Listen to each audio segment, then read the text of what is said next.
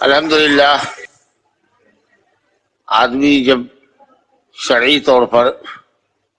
کسی چیز سے معذور ہو تو عذر کے سبب کوئی شے جو واجب ہوتی ہے اسلام میں یا کسی عبادت کے لیے شرط ہوتی ہے وہ ساقط ہو جاتی ہے۔ یہی حال صفوں کا بھی ہے کورونا بیماری کے دوران کہ اطباء نے حفظان صحت کے لیے سوشل ڈسٹینسنگ کی پاسداری کو ضروری قرار دیا ہے اور صحت کی حفاظت انتہائی ضروری ہے۔ اللہ تعالیٰ کے قول کے مطابق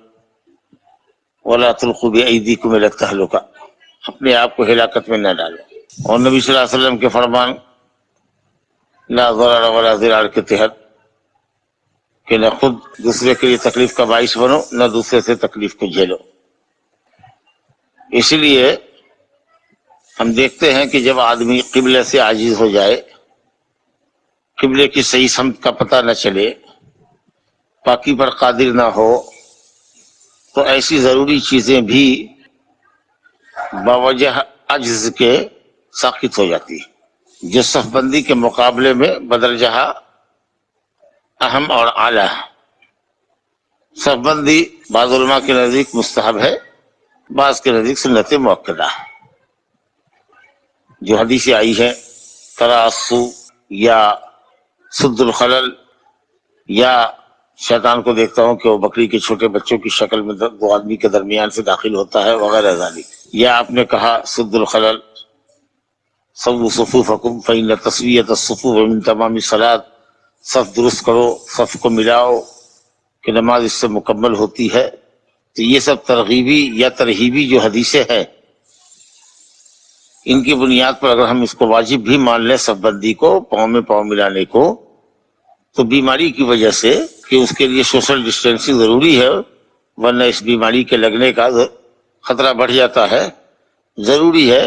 کہ سوشل ڈسٹینسنگ بحال رکھی جائے، اور یہ سب جو واجب یا سنت مؤکدہ ثابت کرنے والی جو باتیں ہیں وہ مجبوری کے سبب، عجز کے سبب، مصلحت کے پیش نظر صف بندی کا جو شرعی حکم ہے وہ ساقط ہوگا جس طریقے سے کہ دوسرے واجبات ساقط ہو۔ تو اس لیے اگر مسجد میں جماعت قانونی طور پر الاؤڈڈ ہے تو آدمی سوشل ڈسٹینسنگ بنا کے رکھے، 6 فٹ پر 5 فٹ کی دوری پر کھڑا ہو، بیچ میں ایک صف چھوڑ کے کھڑا ہو، تو یہ بہت اچھی بات ہے۔ اور الحمدللہ ہم اس کا اگر منظر دیکھنا چاہیں تو حرمین شریفین کی نماز کو بھی دیکھیے، وہاں بھی اس طرح کا عمل ہے۔ تو اس لیے اس مسئلے کو شیخ الاسلام ابن تیمیہ رحمۃ اللہ علیہ نے بھی فتاویٰ کی تیسری جلد کے اندر اٹھایا ہے کہ بہت سارے واجبات جو عجز کی وجہ سے اور عدم قدرت کے سبب ساقط ہو جاتے ہیں، تو اسی طریقے سے مسئلہ استفاف صف بندی کا جو مسئلہ ہے وہ بھی بوجہ عذر کے ساقط ہوگا اور آدمی دوری بنا کر کھڑا ہو سکتا ہے۔ یہ اس زمانے میں شیخ الاسلام نے ضمن ذکر کیا تھا صف بندی کے بھی معاملے کو۔ تو اس لیے اصول ہی ہے لا وجوب مع العجز ولا محرم مع الضرورہ، آدمی اگر عاجز ہو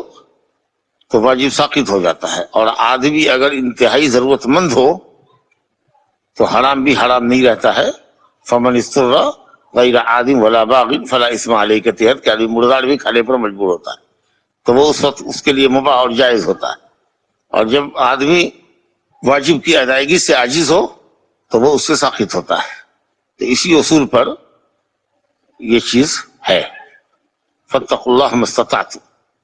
استطاعت پر اللہ تعالیٰ کے حکموں پر عمل کرو۔ تو الحمدللہ نماز باجماعت ہو رہی ہے۔ اگر صف بندی اس طریقے پر نہیں ہو رہی ہے جو مطلوب ہے شریعت کے اندر، بیماری کی وجہ سے، عذر کی وجہ سے، تو کوئی مذائقہ نہیں ہے، لوگوں کو ہٹ ہٹ کے کھڑا ہونا چاہیے، اور یہی لازم بھی ہے، ضروری بھی ہے۔ اب ظاہر ہے کہ جو آپ کے منع کیا ہے تو ان کے پاس جو علم ہے اس علم کی روشنی میں کہ صف بندی کے لیے بڑی تاکید آئی ہے، پاؤں کو پاؤں سے ملاؤ، اس کو اس سے ملاؤ، جسم نہیں ملے گا تو دل نہیں ملے گا، اللہ تعالیٰ تمہارے چہروں کو آگے پیچھے کر دے گا، آگے پیچھے کھڑے رہو گے، تو ان حدیثوں کے پیش نظر انہوں نے کہا ہوگا، لیکن جو صورتحال کی نزاکت ہے اس کے پیش نظر ان کو بھی سمجھنا چاہیے اور نمازیوں کو بھی سمجھنا چاہیے. ھذا وباللہ توفیق وصلی اللہ علی نبینا محمد وآلہ